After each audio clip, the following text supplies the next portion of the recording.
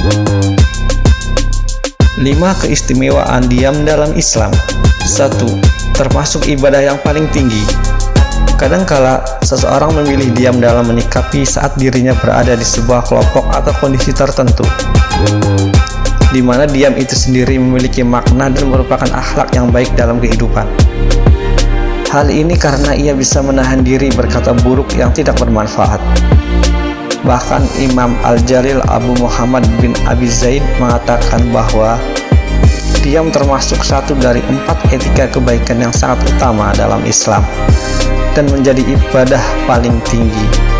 Sebagaimana sabda Rasul, diam adalah bentuk ibadah yang paling tinggi. Hadis riwayat Dailami dari Abu Hurairah.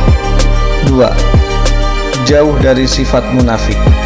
Kamu termasuk orang yang lebih banyak diam dan menikmati waktu sendiri? Sebenarnya, orang yang lebih memilih diam dan tidak banyak berbicara termasuk kepribadian yang kuat. Mereka kerap menganalisa sesuatu secara mendalam sebelum terbawa arus dengan orang lain. Itu artinya mendedikasikan waktunya untuk dia membuat kamu jauh dari sifat munafik.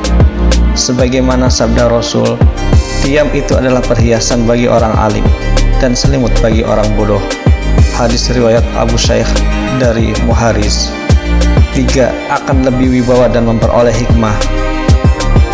Jika berbicara secara berlebihan, ini membuat seseorang cenderung jadi cepat lelah akibat terlalu banyak berinteraksi dengan orang. Padahal, lebih memilih diam saat dalam kondisi tertentu akan membuat ia terhindar dari hal-hal yang membahayakan dirinya. Bahkan diam juga termasuk sikap yang wibawa dan dapat memperoleh hikmah. Ini sebagaimana terlampir di dalam sebuah hadis. Diam itu mengandung hikmah yang banyak, tetapi sedikit orang yang melakukannya.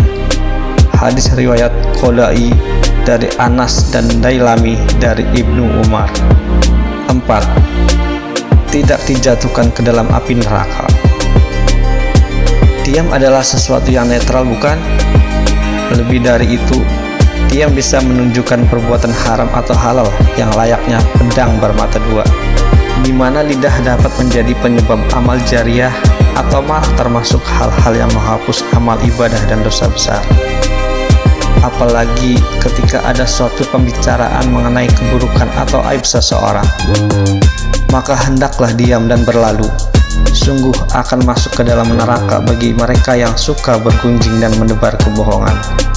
Rasulullah SAW bersabda, sesungguhnya seorang hamba berbicara dengan satu kalimat yang dibenci oleh Allah, yang dia tidak merenungi akibatnya, maka dia terjatuh dalam neraka jahanam.